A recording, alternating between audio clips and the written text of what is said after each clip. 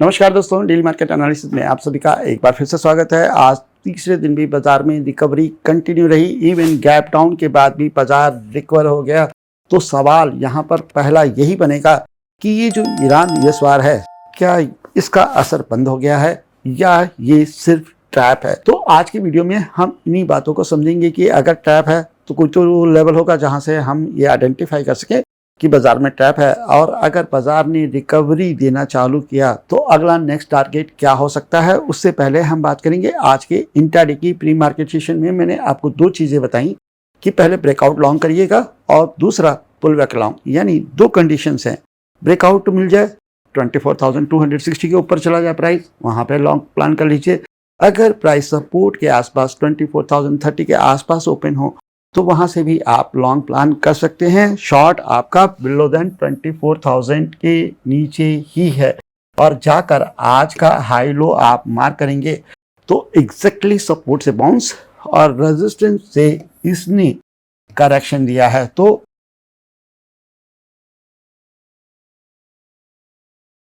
और अब इस एनालिसिस के पीछे रीजन की बात करेंगे। रीजन क्या था? FI is long, DI is long, cash में भी फ्यूचर में भी ऑप्शन चेन का डेटा, हर एक डेटा ये क्लियर एक्सप्लेन कर रहा था कि बाजार में जो मूवमेंट है वो अपसाइड ही रहेगी। इवन डेटा के अगेंस्ट बाजार गैप डाउन खुला, लेकिन उसके बाद क्या हुआ, जो एफआईज और डीआईज जो बड़े प्लेयर हैं वो अपनी तरफ पोजीशन मोड़ना जानते हैं, एडजस्टमेंट करना चाहते हैं और इसी का असर हमें यहाँ पर देखने को मिला। तो पोस्ट मार्केट और प्री मार्केट दोनों को देखा करिएगा। पोस्ट मार्केट में मैं पूरा आपको इंट्राडे एक्सप्लेन करता हूँ, नेक्स्ट डे कैसा रहेगा, लेकिन प्री मार्केट में कभी कभी सिचुएशन चेंज हो जाती है और इसी वजह से मैं आपको सजेस्ट करूंगा कि दोनों ही वीडियो आप ध्यान से देखा करिए। अब कल की बात हम कर लेते हैं। कल है एक्सपायरी। सबसे पहले आप आवली चार्ट देखो कि 24,260 आखिर इतना इंपॉर्टेंट क्यों है। अभी आपको क्लियर पता चलेगा कि ये जो लेवल है ना, ये आपका मजबूत रेजिस्टेंस है, ठीक है, और आवली क्या है, स्विंग हाई है। तो अगर ब्रेकआउट होता है इस लेवल का तो फिर तो क्या रहेगा, रिकवरी कंटिन्यू रहेगी। लेकिन इसी जगह पर आपको कुछ एक कैंडल्स मिलेंगी जो इंडिसीजन को बता रही है, तो इसको भी रीड करिए। हमेशा रेजिस्टेंस पे ब्रेकआउट देखने से पहले आप ये जरूर ध्यान दीजिएगा कि आखिर अगर इसका फेलियर आए इस रेजिस्टेंस का तो वो कौन सा लेवल होगा, क्योंकि प्राइस या तो ऊपर भागेगा या तो नीचे गिरेगा। रेजिस्टेंस पे यही हो सकता है। सपोर्ट पे क्या हो सकता है, प्राइस सपोर्ट को ब्रेक कर देगा या तो वहां से रिकवर हो जाएगा। यहाँ पर आपको इसका प्राइम एग्जांपल देखने को मिलेगा। तो सपोर्ट एंड रेजिस्टेंस के ब्रेकआउट से पहले हमेशा आपको वो पॉइंट देखना चाहिए जहां से रिकवरी आ सकती है। तो आज के दिन हम इसी पॉइंट पे ट्रेड कर रहे हैं, तो ये चीज समझना हमारे लिए बहुत ज्यादा जरूरी है। और इसको समझने के लिए हम क्या करते हैं, टाइम फ्रेम को 5 मिनट के टाइम फ्रेम में ले जाते हैं और मैं बात करूंगा इस स्विंग की जिसने एक ट्रैप को सेट किया। इसका लेवल है 24,150, 24,150। यहाँ से जो आवरली रेजिस्टेंस है वो क्या हो जाएगा, फेल हो जाएगा और आपका इंट्राडे में शॉर्ट बनेगा। तो 24,150, 24,150 में नजर रखें और अप साइड में आप नजर रखें 24,270। यानी अगर मैं पॉइंट वाइज बात करूं तो 120 के बीच में प्राइस ओपन हुआ तो ये दोनों ही लेवल क्या है, आपके वैलिड हैं। लेकिन अगर बाजार गैप अप ओपनिंग देता है तो 30 मिनट का जो रेंज होगा ना, वो अपसाइड ब्रेक हो, ट्रेड करिए, कोई दिक्कत नहीं है। मैं एक बार फिर से रिपीट करना चाहता हूँ, बाजार गैप अप खोला, 30 मिनट की रेंज का हाई ब्रेक हुआ तो फिर आपको बहुत स्लो मूवमेंट देखने को मिलेगी।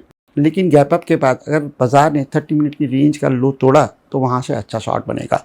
गैप डाउन में भी सेम कहानी है, लेकिन कॉन्ट्रा है। गैप डाउन हुआ, 30 मिनट की रेंज का हाई टूटा तो अच्छा मूव आएगा आप साइड में, लेकिन अगर 30 मिनट का रेंज का लो टूटा तो स्लो मूवमेंट आ सकता है। दोनों चीजें याद रखिएगा। मैं एक बार फिर से आपके लिए रिपीट कर देता हूँ।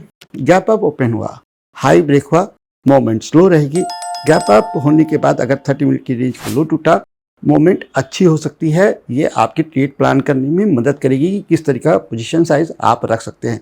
अब काउंटर पोजीशन की बात कर लेते हैं। Gap down condition, gap down हुआ, 30 मिनट की रेंज का हाई टूटा तो मोमेंट अच्छी होगी, लो टूटा तो मोमेंट स्लो होगी। बाकी आपके पास दोनों ही लेवल हैं। बाजार बीच में ओपन हो जाए 270 और 150 के बीच में तो फिर आपके दोनों ही लेवल एज इट इज काम करेंगे। होप चीज़ें यहाँ पर क्लियर हो गई होंगी कि कल के एक्सपायरी के दिन हमें किस तरीके से ट्रेड प्लान करना है। अब यहाँ पर हम सेकेंड कंफर्मेशन लेंगे। प्राइस एक्शन आपको क्लियर डायरेक्शन बताता है कि बाजार यहाँ जाएगा, ये तोड़ेगा तो ये होगा, ये टूटेगा तो ये होगा, लेकिन ऑप्शन चेन आपको सबसे पहले बताता है कि किस चीज़ की संभावना सबसे ज़्यादा है, और उसको एक्सप्लोर करने के लिए हमें जाना पड़ेगा ऑप्शन चेन में। अब ऑप्शन चेन में आप देखोगे तो 24,200, ठीक है, इसी के आसपास हम क्लोज हुए हैं। ध्यान दीजिएगा 2,99,000 ये अनवाइंडिंग है। पहले क्या था, पहले क्वांटिटी ज़्यादा थी, यहाँ पर लोग क्या कर रहे हैं, एग्जिट कर रहे हैं 24,200 as per option chain data, ठीक है। कॉल साइड का वो एक बहुत मजबूत रेजिस्टेंस है, और अगर हम पुट साइड में चले जाएं तो हमें 90,42,000 जो है ना नई पोजीशन ऐड होते हुए देखने को मिल रही है। 1.22 CR के ओपन कॉन्ट्रैक्ट्स हैं, तो पुट क्लियर आपको बता रहा है कि इस जगह पर हम सबसे ज़्यादा क्वांटिटी में लेकर बैठे हैं। और उसी जगह पर अगर कॉल की बात करें तो यहाँ पर जो ऑप्शन सेलर है अपसाइड में वो अपनी पोजीशन छोड़ रहा है, तो 24,200 एक मजबूत क्या है सपोर्ट का काम करेगा, और यही लेवल हमने निकाला था 24,150-170 के आसपास का, ठीक है। अब बात करते हैं रेजिस्टेंस की। रेजिस्टेंस देखिए आप 24,300 पे, ठीक है, और उसके बाद आपका 24,400, लेकिन 300 पर आपको बहुत लो क्वांटिटी मिलेगी, 400 पर आपको मैक्सिमम चेंज इन OI मिलेगा। और अगर मैं इस जगह पे आ जाऊं पुट साइड में, तो यहाँ पर इन द मनी में भी पोजीशंस ऐड हो रही हैं। तो पोस्ट मार्केट डेटा के हिसाब से संभावना किसकी सबसे ज़्यादा है, अपसाइड की। इसी वजह से मैंने आपसे कहा कि अगर हाई ब्रेक होगा तो मोमेंटम स्लो होगा, लेकिन अगर लो ब्रेक होगा और 30 मिनट की रेंज का हाई अपसाइड ब्रेक हुआ तो बहुत तेज मोमेंटम आएगी, क्योंकि जो भी यहाँ पर बैठा है वो क्या करेगा, अपनी पोजीशन को एडजस्ट करेगा और बाजार में एक रिकवरी देखने को मिलेगी। होप चीज़ें आपको बिल्कुल क्लियर हो गई होंगी कि लेवल्स के अंदर क्या करना है।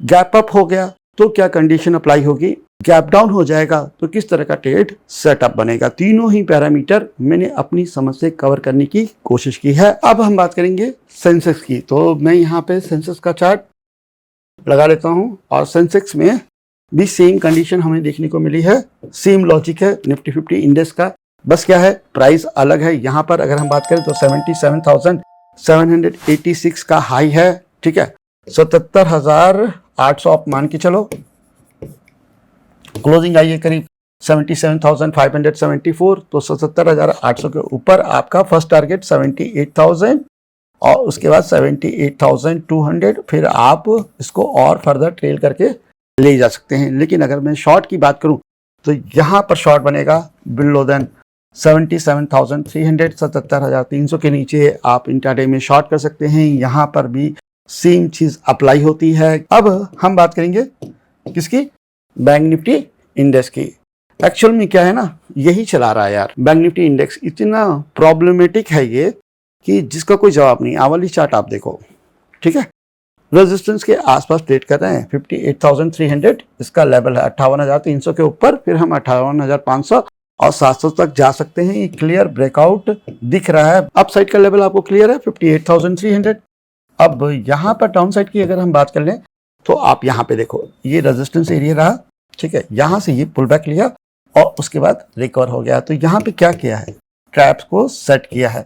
तो ये जो लेवल है ना, ये सबसे ज़्यादा इम्पोर्टेंट है। 57,970 का ये लेवल है। 58,117 के आसपास हम ओपन में हैं, तो 57,970 ब्रेक हुआ तो पहला टारगेट है 57,700 और उसके बाद आप आज का डे लो टेस्ट कर सकते हैं।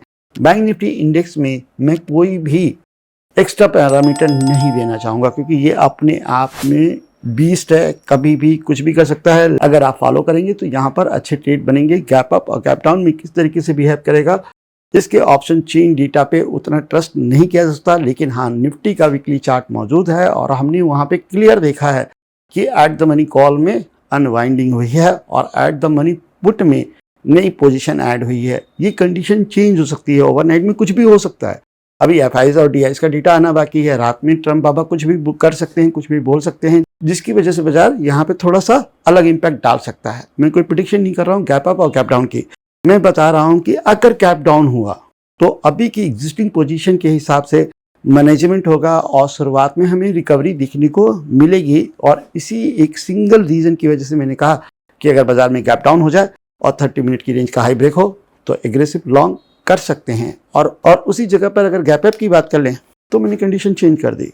होप आप बिल्कुल अच्छे से समझ पा रहे होंगे। मैं कोशिश कर रहा हूँ, 2-2 4-4 बार रिपीट कर रहा हूँ कि आपको समझ में आए कि मैं क्या समझाना चाहता हूँ। होप आपके दिमाग में ये चीज़ें बहुत अच्छी तरीके से क्लियर हो गई होंगी। तो आज की वीडियो को मैं यहीं क्लोज करता हूँ और उम्मीद करता हूँ कि आपको आज का वीडियो पसंद आया होगा। अगर पसंद आया है तो प्लीज़ लाइक करिएगा, शेयर करिएगा एंड सब्सक्राइब करिएगा। मिलते हैं नेक्स्ट वीडियो में। थैंक यू, नमस्कार, धन्यवाद, जय हिंद।